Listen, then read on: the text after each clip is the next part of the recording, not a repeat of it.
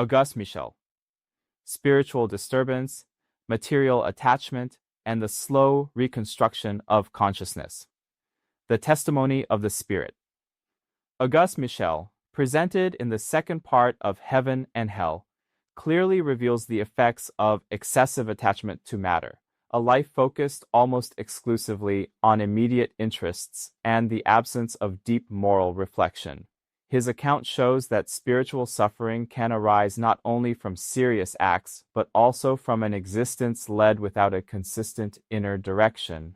Auguste Michel manifests in a state of disturbance and discomfort. His intellectual lucidity is partial. He realizes that he lives, thinks, and feels after death, but he shows great difficulty in fully understanding his new condition.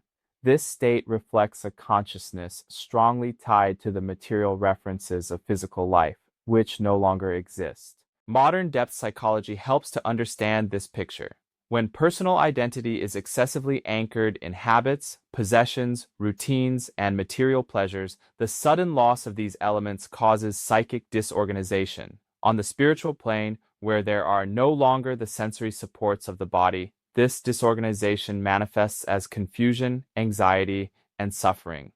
Spiritism clarifies that Auguste Michel's suffering does not stem from deliberate malice, but from moral stagnation and intense attachment to the material world. He did not develop in life inner values capable of sustaining his consciousness beyond physical existence.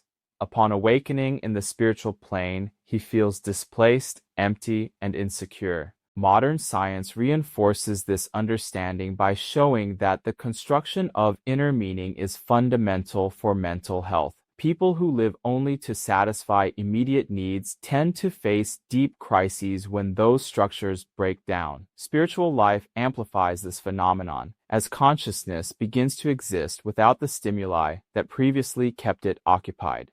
Another important point of the testimony is the difficulty of deep reflection.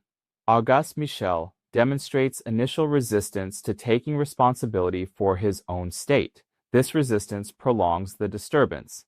Spiritism teaches that suffering persists while consciousness refuses to look at itself honestly and accept the need for change. However, the account also indicates that this state is not definitive.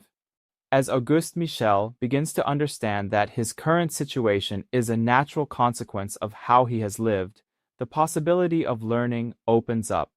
The initial disturbance acts as a call to reflection, inviting consciousness to develop new values and new directions. Spiritism shows that spiritual life does not punish attachment but reveals it. What has been built solely on materiality finds no support after the death of the body. Therefore, spiritual evolution requires that human beings develop, even in life, interests, values, and feelings that transcend the immediate. This testimony invites us to a practical and current reflection. In a society strongly oriented toward consumption, haste, and quick satisfaction, it is easy to neglect inner development. Auguste Michel reminds us that what we do not cultivate within ourselves will be missed when everything external disappears. Reflecting on this account is an invitation to balance.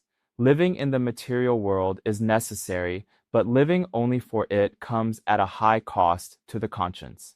Developing moral values, empathy, responsibility, and a sense of purpose is the best preparation for the continuation of existence. If this testimony helped you reflect on material attachment, spiritual disturbance, and the need for inner growth, like, share, and leave your comment. Your participation helps this message reach more people.